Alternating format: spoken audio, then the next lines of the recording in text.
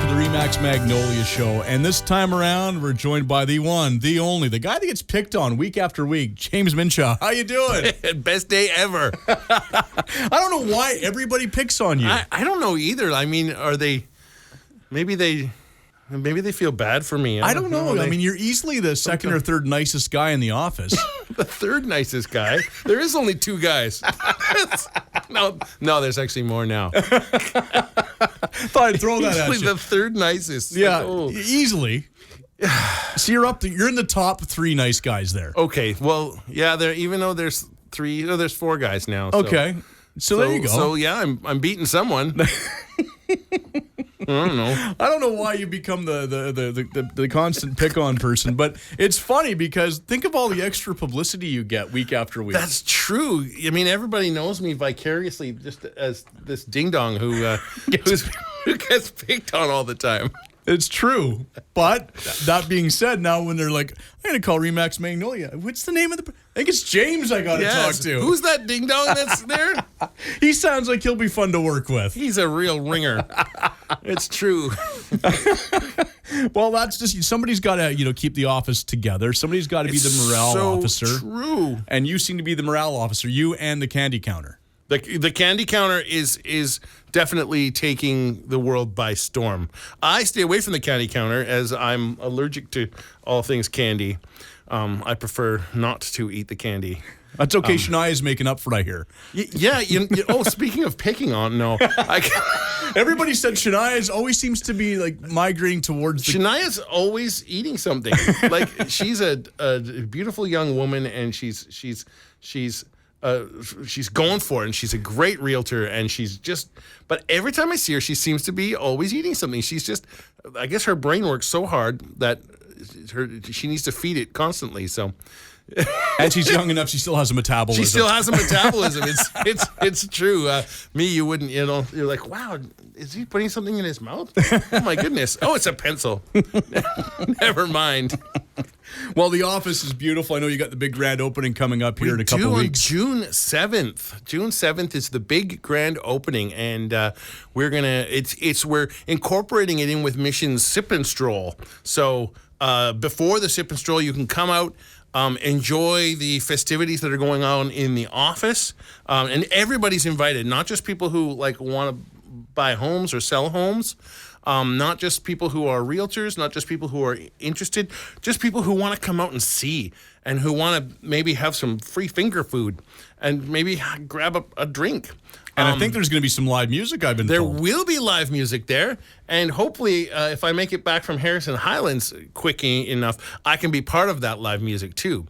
But there will be some live music there, and I'm hoping to play a song or two. Maybe I'll bring my accordion. And chase everyone away. No. And so everything gets kicked off fairly early there. In the afternoon, and then around 5 o'clock it switches to Sip and Stroll. So we'll still be open, still be doing the festivities there, but now you can walk around downtown Mission.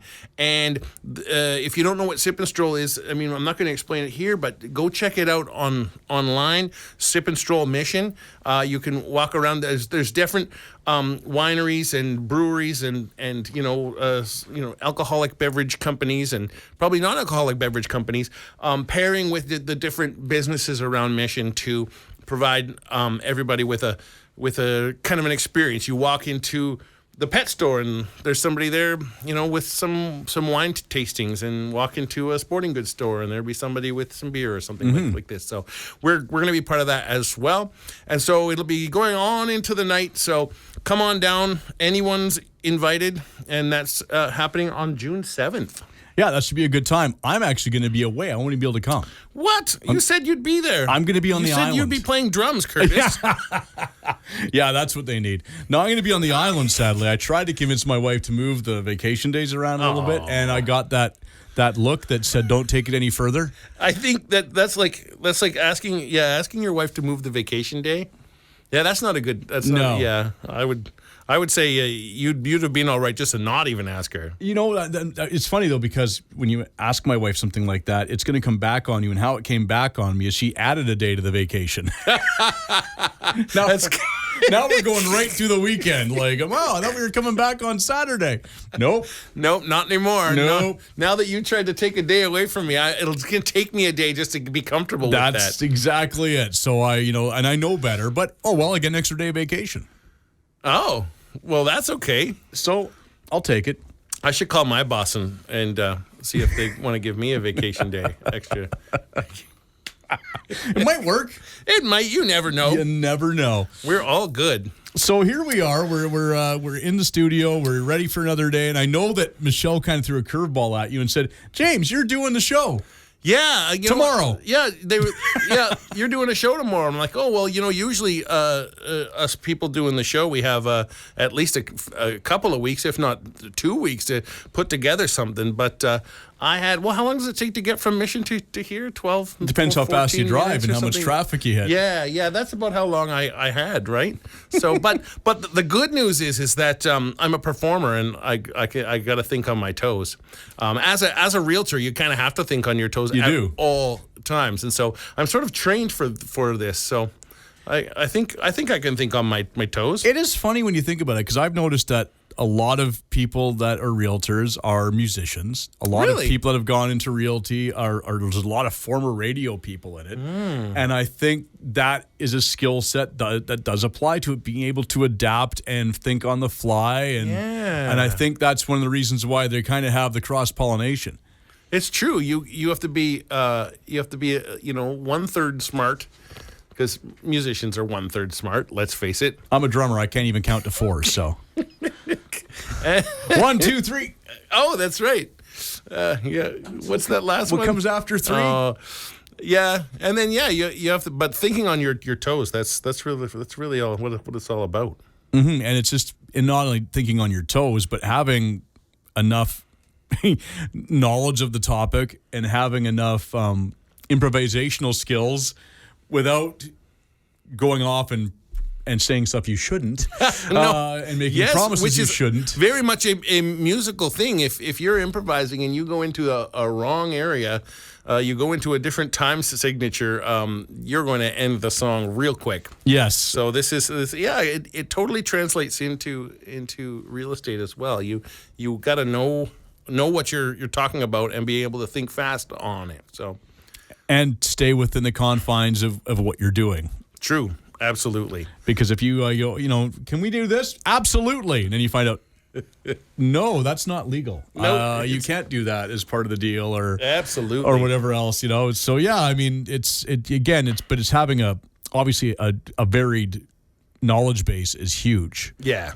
I mean, that's the thing. Like when in my old life, I was selling laser equipment. So you know that the laser's engrave and you know that the laser's cut, and they do slightly other things around that, but they do a certain subset of things. You know their capabilities. You know what they can do. And then when you get into an industry where it is so widespread and so huge, you realize that you know nothing, and it takes many years to know something. And yeah, it's a lot of fun. I've been having a great time with it. And you're I wouldn't say that, you got a couple of you that are more rookies. You're still new to it. And I'd call myself a rookie. And then you've got people there that are like been doing this for 20 years. Yes. Yeah. And they know everything. But they're still learning. And thank goodness they're a phone call away. So it's really cool, because I like to promote myself as sort of, I'm new, so I don't have a million people calling me all the time, so I can really concentrate on you. So one-on-one personal experience, we really can work together, but yet I'm one phone call away at any time of the day to somebody who knows everything. So yeah, that's a good spot to be in. Actually. Yeah, it actually is really good, and I find that clients like that. It's the problem is that the better you get, the more clients you have, and then you have to defer to the rookies again. Yes. So being a rookie is a good thing in this industry for sure. But then when you're calling Michelle and she's on her 4th call of the day, and she always has the time for me, which is really cool. That's good. Always. I mean, that's why she's the boss. She's the boss, indeed. Or bossy. I can never quite tell. No, she's not bossy. That's the last thing she is. I just like to throw Maybe that at her. Maybe she is to you. I don't know. I just like to throw that at her because it's kind of an ironic thing, because she's not bossy. Maybe to Richard, but he needs it. I've heard him say, "Oh, you've met the other Michelle." Oh, you're saying he sees a different Michelle? Yes, there is a different Michelle. I always say I would like to have been there the time that he dumped the canoe and lost her cell phone. Oh, wow. I would like to have seen the reaction then. I think that would have been the other Michelle. I'd like to see the two of them in a canoe, actually. That makes me laugh. Well, it didn't go so well. I guess I don't know if they've been in one since. That was like 4 years ago. Yeah, maybe. I can't even recall that story. That would have been one. It's a good one, actually. It's good to get both of them to tell it because they're very different how they tell the story. Well, we'll have to get them both in here for that story. Yeah, we could do that, but then that would require Richard not, being in bed still this time of the morning. Exactly. Yes, indeed. I mean, you're here for a musician. I don't know how you do it. Well, it's 6 a.m. That's when I wake up, whether I go to bed at 2 a.m. or not. And that's not something that's very common with musicians. No, it's not. No, usually musicians are 10 o'clock risers. My youngest son, who's a piano player in Nashville, he's even called Nashville, and he wakes up at 10. That's his natural waking time. Yeah, that's about my son too. Is about 10 or 11. Yeah, I knew he was going to be a musician by the time by the times that he woke up. So. Yeah, the only other musician I know that's up early every day is like Aaron Pritchett. Like he seems to be an early riser still, no matter when he goes to bed. Yeah, I never see him when I'm jogging. I guess I'd have to get out jogging. That's right. I was going to say, and when are you jogging, James? Well, I think about jogging. Does that count? That's right. Well, we should probably take a quick break here. Absolutely. If people want more information about Remax Magnolia, where can they go? RemaxMagnoliaRealty.com. All right. And if they want to know about me, because I'm pretty sure they want to know about me too. Obviously. JamesMinchau.com. That one's easy. Perfect. We're back with more after this.